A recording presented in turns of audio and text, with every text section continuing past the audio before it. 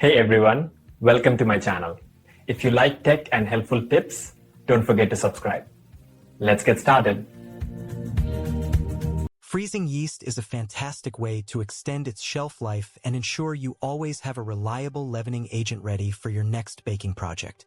Many home bakers worry that the extreme cold might kill the tiny living organisms that make dough rise. But yeast is actually quite resilient and handles freezing remarkably well.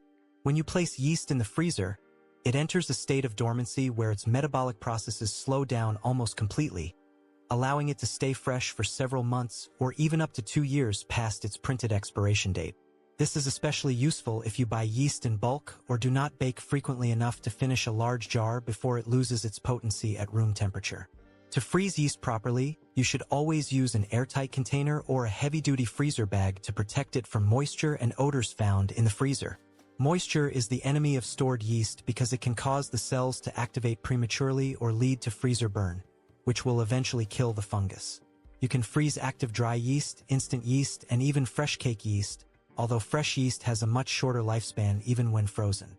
When you are ready to bake, you do not necessarily need to thaw the yeast before adding it to your recipe.